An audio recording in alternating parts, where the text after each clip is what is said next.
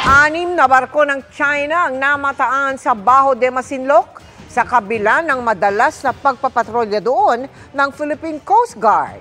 Isang eroplano pa ng PCG ang ni-radio challenge ng Chinese Navy warship kahit nasa loob ng exclusive economic zone ng bansa. Nakatutok si Chino Gaston. Lumipad sa mababang altitude ang Cessna Caravan aircraft ng Philippine Coast Guard para makuhanan ng litrato ang mga China Coast Guard vessels at Chinese warships sa Bajo de Masinloc. Ilang beses narinig ang terrain warning mula sa cockpit. Ibig sabihin, sobrang baba na ang lipad ng eroplano. Habang umiikot sa bahura, tanaw ang dilaw na boya na nilagay ng China sa labas ng Bajo de Masinloc. Sa flight na ito, 3 na CCG vessels at 3 na Chinese Navy warships ang nakita. Nakita rin ang 2 US warship, isa patungong North Luzon habang isa naman naglalayag papuntang Katimugan. Ang Chinese Navy warship 553 ang unang nagsagawa ng radio challenge sa PCG aircraft habang papalapit ng Bajo de Masinloc kahit nasa loob pa ng ating 200 nautical mile exclusive economic zone.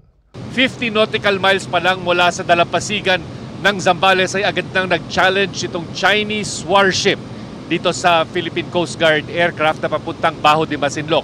Ang sagot naman ng ating mga piloto, pinapaalala sa China na dapat itong tumupad sa mga obligasyon nito sa ilalim ng international law.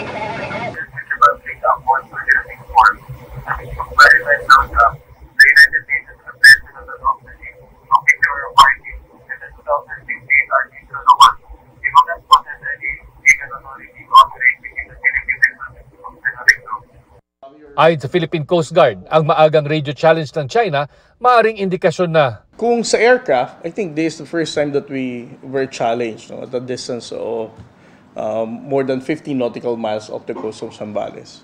But the Chinese Coast Guard vessels, for a lot of instances, some of them even getting there at 42 nautical miles, challenge na rin tayo.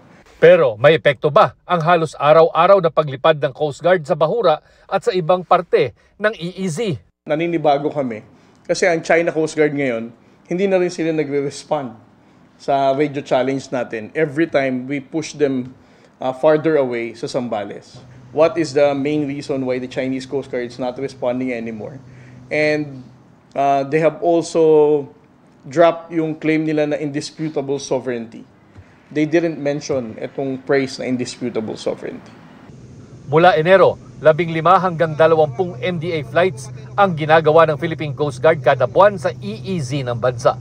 Para sa GMA Integrated News, Chino Gaston, nakatutok, 24 oras.